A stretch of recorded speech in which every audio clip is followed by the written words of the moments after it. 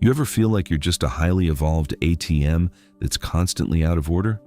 You wake up, trade your soul for a fluorescent light bulb, and spend the rest of the day wondering why your bank account has the personality of a ghost town. We've all been there, staring at a $12 salad like it's a luxury investment while our dreams sit in the corner gathering dust like that exercise bike we bought during the 2020 fever dream. But what if I told you that you aren't actually bad with money, you're just currently a bad gardener? Most of us are out here screaming at the dirt for not giving us fruit, but we haven't even bought the seeds yet. This isn't just about spreadsheets or skipping your morning latte. It's about a complete internal overhaul. We're diving into why you feel like a stranger in your own life and how to finally stop that cycle of being a pass-through entity for your own paycheck. We're going to look at how to stop wasting your Tuesdays and actually start the work of earning before shifting your entire perspective on what wealth actually looks like. We'll unlock the powers that keep you from sabotaging your future, plant the specific seeds that grow while you sleep, and build the virtues that make you worthy of a massive harvest. By the time we reach your legacy, you won't just have more cash, you'll have your dignity back. So let's get started. Chapter 1. Use the days. Let's be real for a second. Most of us treat our time like it's an infinite buffet of cheap shrimp, but in reality, we're living on a ticking clock that doesn't care about our Netflix queue. You ever wake up at 2 p.m. on a Sunday with Cheeto dust on your shirt, wondering where the last 4 years went? That's the vibe we're fighting today. John Soforic wrote this book, The Wealthy Gardener, as a sort of, hey kid, don't screw up your life letter to his son. And honestly, we're all the son in this scenario. Slightly confused, definitely broke, and wondering why nobody told us that being an adult is basically just paying for stuff until you die. The first big lesson he hits us with is, use the days. Sounds simple, right? Like something you'd see on a dusty Pinterest board or a coaster in your aunt's kitchen. But Soforic isn't talking about seize the day in a let's go skydiving and post it on Instagram kind of way. He's talking about the brutal, unglamorous reality that your life is just a pile of Tuesdays. If your Tuesdays suck, your life sucks. If you waste your Monday morning arguing with strangers on Reddit about whether a hot dog is a sandwich, you're literally burning the only currency that actually matters. You can always make another dollar, but you can't go back to 2022 and tell yourself to stop buying those $12 avocado toasts, even though they were delicious. He uses this metaphor of a garden, which is great because most of us can't even keep a succulent alive for more than a week. But think about it. If you want a garden, you don't just yell at the dirt and hope a tomato pops out. You have to show up when it's hot, when you're tired, and when you'd rather be doing literally anything else. Wealth isn't a jackpot, it's a harvest. And most of us are out here trying to harvest crops we never even planted because we were too busy watching just one more episode of a show we don't even like that much. We live in this culture of hustle, which usually just means look busy while accomplishing nothing. We mistake motion for progress. You ever spent 3 hours organizing your email inbox and felt like a CEO, only to realize you didn't actually do any work that makes you money? That's the trap. Soforic tells us that the wealthy gardener isn't the guy working 100 hours a week until his hair falls out and his kids forget his name. He's the guy who understands that time is the soil. You have to protect your time like it's the last slice of pizza at a party.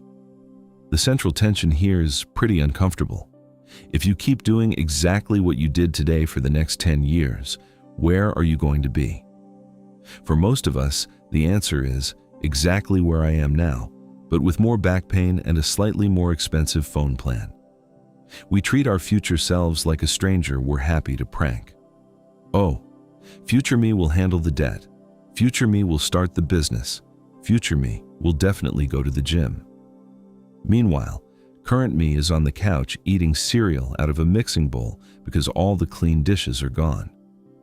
Using the days means realizing that the perfect time is a myth, like painless waxings or affordable housing in New York.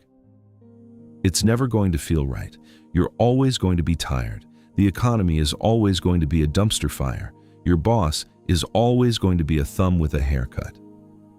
But the gardener doesn't wait for the clouds to be perfectly shaped before he starts planting. He just starts.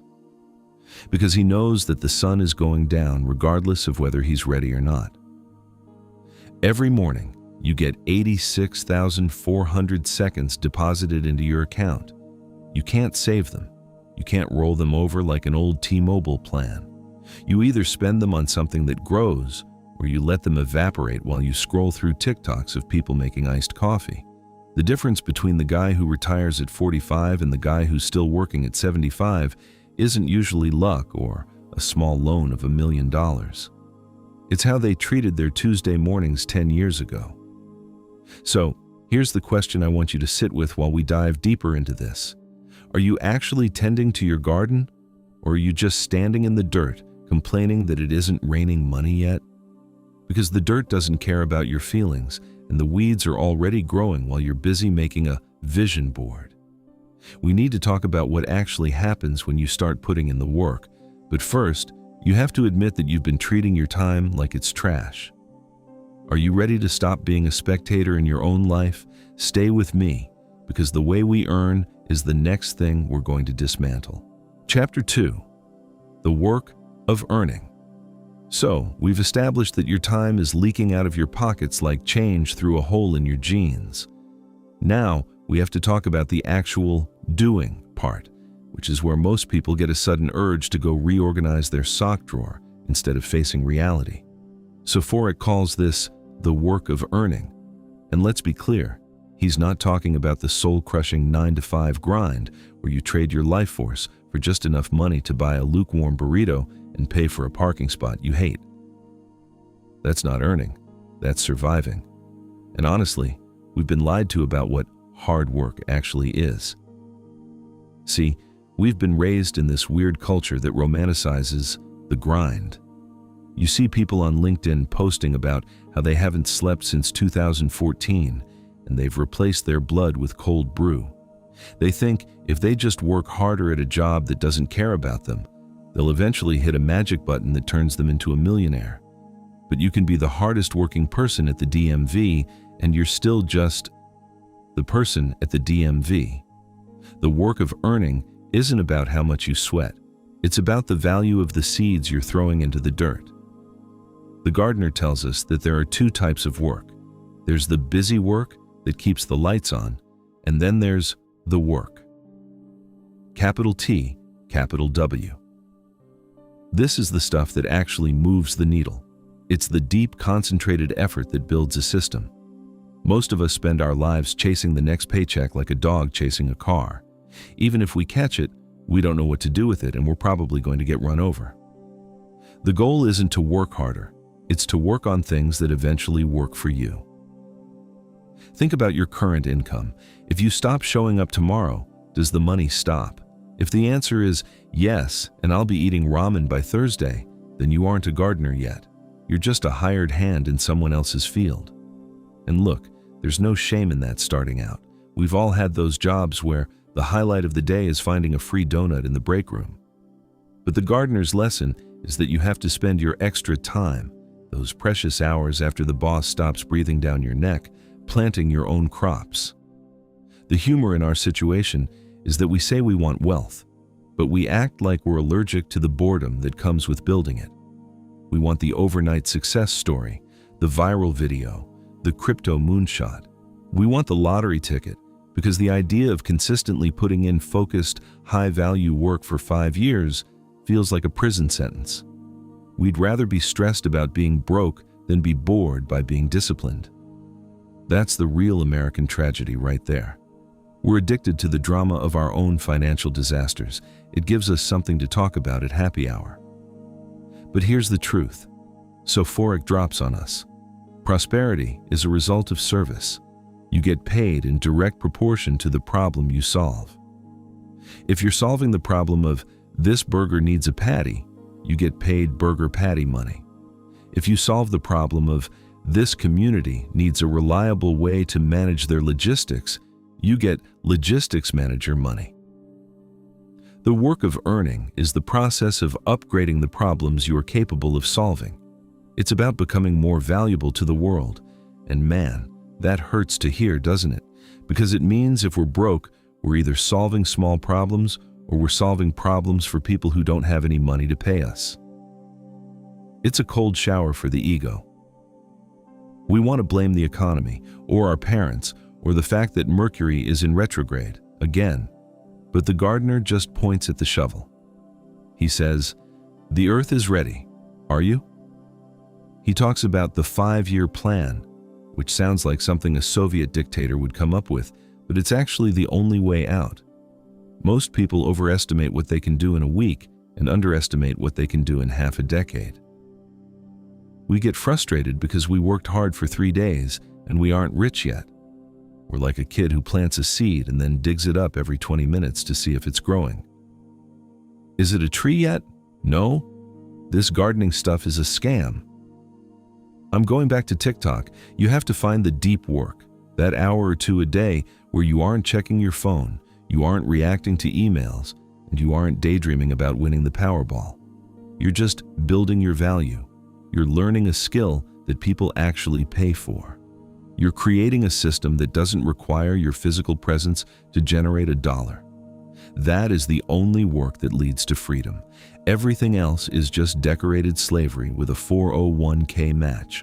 So, while everyone else is complaining about their toxic workplace, while simultaneously spending 40 hours a week on toxic social media, you have to be the one with the shovel. You have to be the one who understands that your income is a reflection of your contribution, not your effort. You can dig a hole with a spoon all day and be exhausted, but you haven't contributed anything. Get a bigger tool, solve a bigger problem. Stop being proud of how tired you are, and start being proud of how much value you've planted. Because here's the kicker, the work of earning doesn't just buy you stuff, it buys you your life back. It buys you the ability to say no to a boss you don't respect. It buys you the ability to be present for the people you love without a mental calculator running in the back of your head, figuring out if you can afford the appetizers. But it starts with the realization that your current work might just be a distraction from the real work you should be doing. So, are you ready to stop playing in the dirt and start actually farming? Because we're about to look at the lens you're seeing all of this through, and trust me, your perspective is probably a little blurry. Chapter 3. Wealth Perspectives. Let's talk about that weird filter we all have over our eyes. You know the one. It's the lens that makes a $7 coffee feel like a human right, while a $20 book on investing feels like an unnecessary luxury. Our perspective on money is usually a chaotic cocktail of how our parents fought about bills, what we see on Instagram, and the sheer panic we feel when the rent is due on a Friday. Soforic basically sits us down and tells us that our perspective is probably broken. If you view money as something that just happens to people, like a lightning strike or a bad rash, you're never going to have it. You have to start seeing wealth not as a pile of cash, but as a mental greenhouse. Most people look at a rich person and think, must be nice, they got lucky, they probably have a trust fund or a very successful crime syndicate. We see the result, but we don't see the perspective that built it. The wealthy gardener sees the world differently. Where you see a bill, he sees a seed. Where you see a treat yourself moment, he sees a missed opportunity for compounding. It's like the difference between someone who watches a movie and someone who understands how the lighting, the script, and the catering were all part of a massive, calculated machine. You're out here reacting to the plot twists of your bank account, while the gardener is busy writing the screenplay. The biggest shift is moving from the consumer perspective to the producer perspective. This is a tough pill to swallow because consuming is literally the national pastime. We are professional consumers. We consume content, we consume calories, we consume vibes. We walk into a store and think, what can I get for my money? The gardener walks into a room and thinks, what can I provide to get their money? It sounds cynical, but it's actually the most honest way to live. One role is passive and dependent, the other is active and free. If you spend your whole life as a consumer, you're just a battery for someone else's dream. You're the guy paying for the subscription that keeps the CEO's yacht afloat. And let's talk about the poverty mindset, because it's hilarious and tragic at the same time.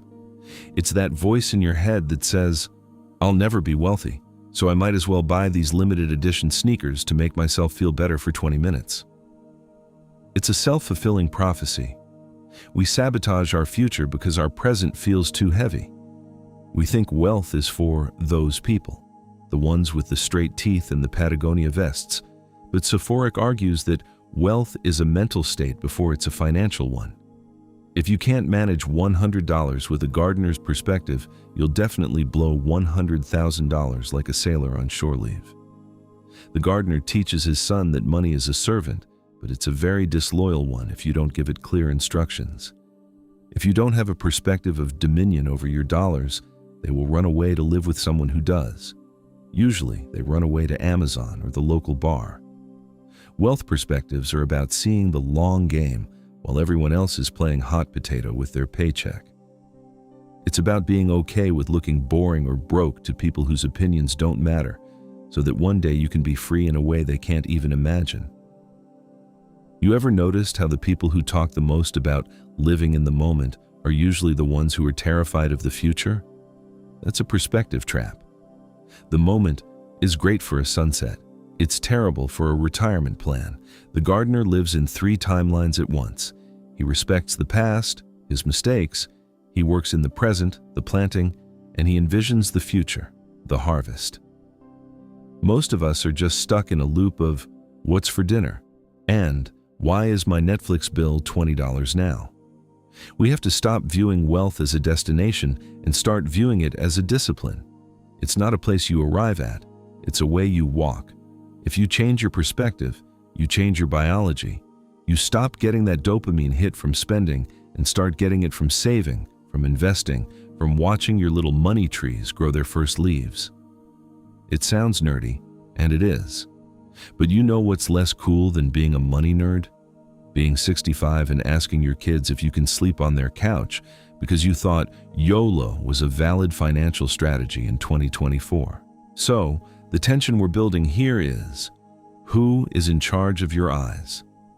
Is it the marketing departments of billion-dollar corporations who want you to feel inadequate so you'll buy their stuff? Or is it the gardener inside you who knows that every dollar you save is a freedom fighter working for your future? If you don't change how you see the world, no amount of money will ever be enough. You'll just be a person with a bigger house and the same old anxiety. We're going to get into the powers next, the actual psychological tools to make this happen. But you can't use the tools if you're still looking through a cracked lens. Are you starting to see the weeds yet, or do we need to talk about your Amazon Prime history again? Chapter 4. The 55 Powers for Wealth. All right, let's get into the heavy machinery. Soforic doesn't just leave us with think positive vibes. He hands over the 55 powers for wealth. And no, this isn't some superhero stuff where you get to wear a cape and fly over the traffic on the I-95, though let's be honest, that would be way more useful than a tax credit. These powers are essentially the mental crowbars you use to pry your life out of the cracks of mediocrity.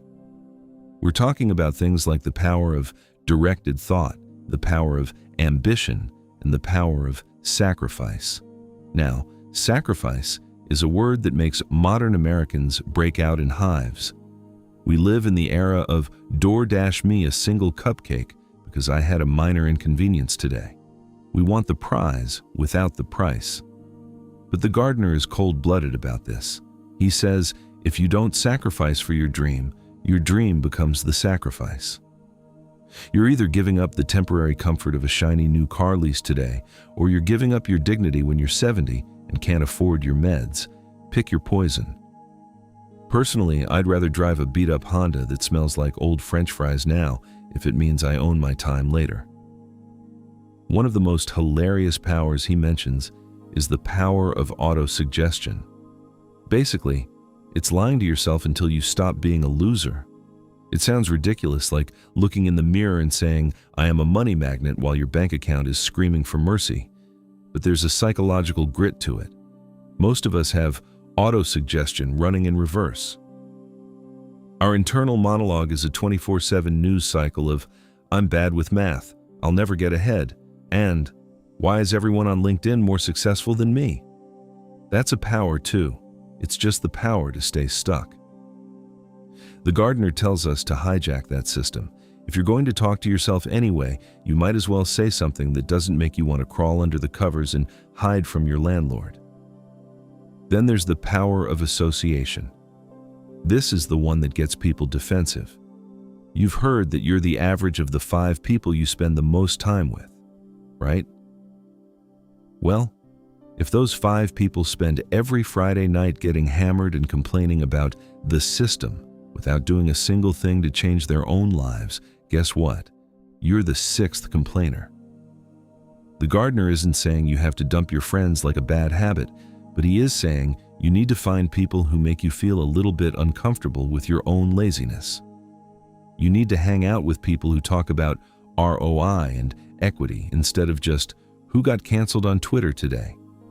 The power of definite purpose is another big one. Most people have the purpose of a plastic bag drifting in a parking lot. They go where the wind blows.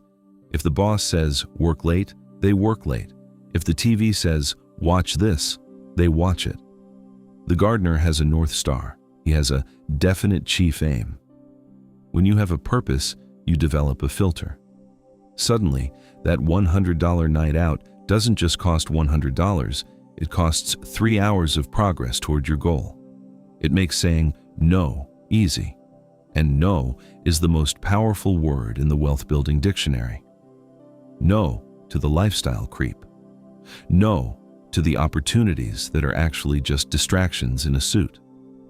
No to the version of yourself that just wants to give up. We're talking about 55 powers, but they all boil down to one thing: taking the steering wheel back from your impulses. We are impulsive creatures. We see a shiny object, and our lizard brain goes, "Ooh, pretty, must buy with credit card I haven't paid off yet." These powers are the software update for your brain that lets you override the lizard. It's the ability to sit in the tension of wanting something now and choosing to wait for something better later. The humor is in how much we resist this. We act like being disciplined is a form of torture. We talk about self-care like it's a bubble bath and a pizza. But real self-care is building a life you don't need to escape from. Real self-care is using the power of persistence when you've hit a wall for the 10th time this week. It's the power of faith, not necessarily religious faith, but the unwavering belief that if you follow the laws of the garden, the harvest must come. The dirt doesn't have a personal vendetta against you. It's not ghosting you. It's just waiting for you to be consistent. Think about the power of the subconscious. If you feed your mind garbage, don't be surprised when your life smells like a landfill. The gardener is obsessive about what he lets into his mental space. He doesn't have time for the outrage of the day. He's busy programming his mind to spot opportunities. While everyone else is looking for a reason to be offended, the gardener is looking for a reason to be productive. So, here's the tension. You have all these powers sitting inside you, gathering dust like that treadmill you bought in January. You've been playing the game of life on easy mode by letting your emotions run the show, and that's why you're frustrated. Are you willing to flip the switch? Are you willing to be the weirdo who has a plan, who has a purpose, and who actually uses their brain for something other than memorizing memes? Because once you activate these powers, you have to start planting the actual seeds. And those seeds, they require a very specific kind of soil. Let's see if you got the stomach for the 10 seeds of wealth. Chapter 5. The 10 Seeds of Wealth. All right, let's get into the actual plant food of this operation. Soforic gives us the 10 seeds of wealth, and before you ask, no, they aren't buy low, sell high, or start a dropshipping side hustle. Those aren't seeds. Those are just things people scream at you in YouTube ads while standing in front of a rented Lamborghini. The gardener is talking about something much more primitive and, frankly, much more annoying to actually do. These seeds are the fundamental habits that make wealth inevitable rather than accidental. The first seed? Saving. I know. You want to throw your phone across the room. Save? In this economy, with the price of eggs being what it is? Listen, saving isn't about the amount. It's about the psychology of saying, I am more important than my stuff. When you spend every cent you make, you're basically telling the world that your landlord, your internet provider, and the guy who makes your favorite sneakers are all more important than your future. You're a pass-through entity. You're a middleman for your own paycheck. The seed of saving is about keeping a portion of your life for yourself. It's the freedom seed. Without it, you're just a well-dressed peasant. Then we've got the seed of investment. This is where the magic happens, but it's also where most of us get spooked because we think we need to be a math genius or have a Bloomberg terminal in our bathroom. The gardener says investment is just putting your seeds in the ground instead of eating them. Every dollar you invest is a little worker that goes out into the world to find more dollars and bring them back to you. If you eat the seed, you're full for 20 minutes. If you plant the seed, you're eventually going to have an orchard. Most of us are out here making dollar bill stir-fry every night and wondering why our backyard is empty. Another big one is the seed of frugality. Now, frugal has a bad reputation. People think it means being the person who brings their own tea bags to a restaurant or washes their paper plates. That's not frugality. That's just being a buzzkill. Real frugality, in the gardener's eyes, is the efficiency of resources. It's about not wasting your life force on things that don't bring you closer to your definite purpose. It's looking at a $50,000 car and seeing the 5 years of freedom you'd have to trade to pay for it, and deciding that the freedom smells better than the new car scent. It's about being rich, not looking rich. Looking rich is expensive. Being rich is actually quite quiet. The humor here is that we've been conditioned to think that wealth is a pile of things. We think a wealthy gardener should have a golden shovel and a fountain made of champagne. But the true gardener is probably wearing old boots and driving a truck that's seen better decades. Why? Because his wealth is in the soil, not on his feet. He's got the seed of prudence. He doesn't take stupid risks. He doesn't bet it all on black because he doesn't need to. He knows the math. He knows that if he just keeps planting these 10 seeds, the harvest is a mathematical certainty. We also have the seed of opportunity. Most people think opportunity is something that knocks on your door. Let's be real. Opportunity doesn't knock. It's not your Uber driver. Opportunity is a shy creature that hides in the bushes and only comes out when it sees you working. The gardener doesn't wait for opportunity. He prepares the soil so that when the seed of opportunity falls, it actually has a place to grow. If an amazing business deal landed in your lap tomorrow, would you even have the savings to invest in it? Or would you have to pass because you spent your opportunity fund on a TV that's 6 inches bigger than your last one? The seed of education is the one we usually mess up. We think because we have a degree or a high school diploma, we're done. The gardener is a perpetual student. He's obsessed with how the world works. He's reading the manuals while everyone else is playing the game on random. If you aren't spending time learning how money, psychology, and markets work, you're trying to farm with a broken stick. You're working harder, not smarter. And the world loves a hard worker because they're easy to exploit. The world fears a learner. These seeds, saving, investment, frugality, prudence, education, and the rest, are boring. I'll admit it. They don't make for a great montage with a heavy bass track. It's a lot of waiting. It's a lot of saying, "Not today," to the lizard brain. But that's the tension of the garden. The weeds grow fast, the oaks grow slow. If you want a life that's as temporary and flimsy as a dandelion, keep doing what you're doing. But if you want a legacy, you have to start planting these seeds. And that brings us to the virtues. Because you can have the seeds in the soil, but if you're a jerk with no discipline, your garden is going to be a very lonely place. We need to talk about the character of the man holding the shovel. because that's where most fortunes are actually lost. You ready to look in the mirror? Because the 15 virtues are up next, and they don't care about your excuses. Chapter 6. The 15 Virtues of Wealth. All right, let's get into the part that usually makes people want to fake a bathroom emergency and climb out the window. We're talking about virtues. I know it sounds like something a guy in a powdered wig would lecture you about while you're trying to enjoy your mead, but stay with me. In the world of the wealthy gardener, virtues aren't about being a goody two-shoes for the sake of a gold star. They are the structural integrity of your financial house. Without them, you're basically building a skyscraper out of wet cardboard and wondering why it collapses every time a light breeze hits the economy. The first virtue Soforic hits us with is discipline. We love to talk about discipline like it's this mystical superpower, but it's really just the ability to remember what you want most when you're tempted by what you want right now. It's the anti-Amazon virtue. It's the I'm going to bed instead of watching one more episode of this true crime documentary, even though I really want to know if the husband did it. Virtue. Without discipline, your seeds of wealth are just expensive snacks for the birds. You can have the best plan in the world, but if you can't tell yourself no once in a while, you're just a passenger in your own life, letting your impulses drive you straight into a ditch. Then we have honesty.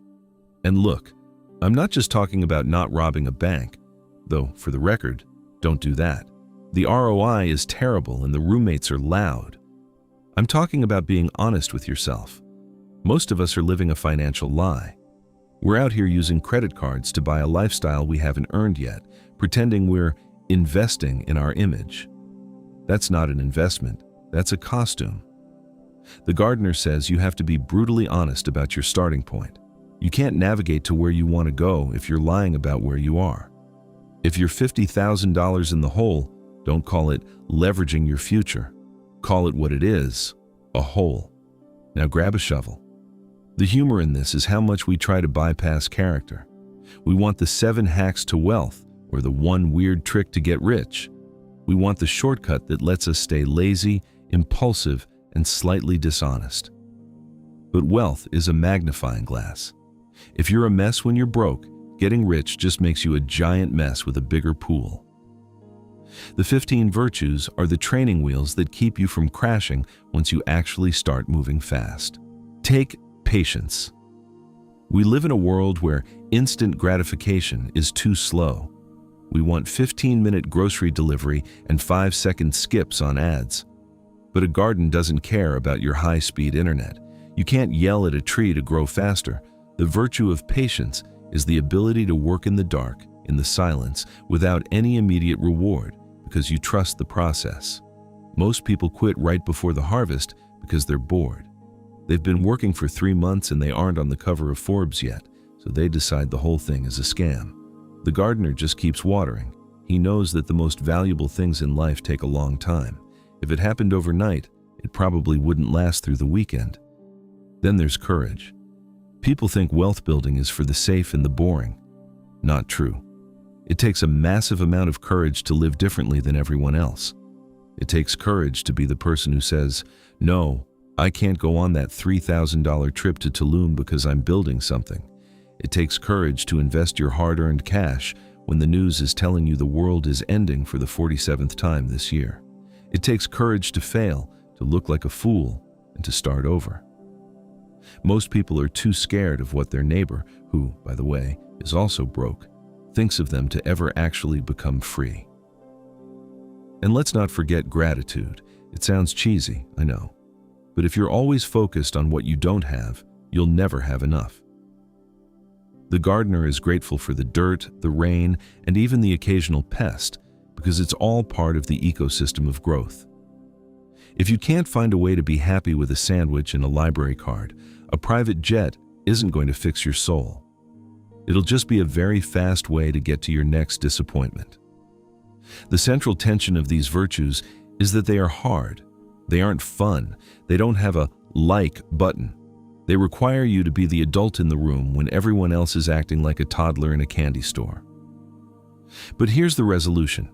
These virtues are what make the wealth feel good once you get it. They are the legacy part of the equation. Because at the end of the day, the garden isn't just about the tomatoes. It's about the person you became while you were tending them. Speaking of the end of the day, we've got one more stop. We need to talk about what happens when the sun finally sets on your garden.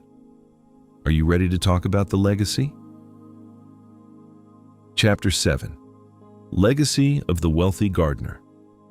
You ever stop and think about the fact that eventually you're not going to be here?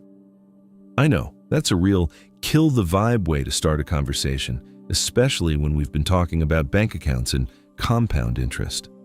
But the reality is that every gardener eventually has to put the shovel down for the last time. The question isn't whether you'll leave the garden, it's what kind of soil you're leaving behind for the people who come after you. Most of us treat our lives like a rental car. We thrash it, we don't change the oil, and we hope the insurance covers the dents when we drop off the keys. But the wealthy gardener looks at legacy as the ultimate harvest. It's the realization that true wealth isn't just about what you can consume while you're alive. It's about the shade provided by the trees you planted decades ago. Legacy is a weird word because it sounds like something only guys with their names on library wings have to worry about. But in Soforic's world, your legacy is being written right now in the way you handle your stress, your money, and your character. It's the silent inheritance. If you're constantly stressed about bills, if you're reactive instead of proactive, if you're chasing the next shiny distraction, that's the inheritance you're giving your kids and your community. You're teaching them that life is a series of emergencies, but if you can build something that lasts, you're giving them a blueprint for freedom. You're showing them that a human being can actually be the master of their own time. Think about the weight of that. We spend so much energy trying to get mine that we forget that the most successful gardens are the ones that continue to produce long after the original gardener is gone. This requires a level of selflessness that's honestly kind of terrifying in our me-first culture. It means making decisions today that won't benefit you for 20 years, or maybe won't benefit you at all. It's about being the person who fixes the fence even when they know they're moving out next week. As we look at this whole landscape we've walked through, you can see how it all starts to click together. Remember when we talked about using the days?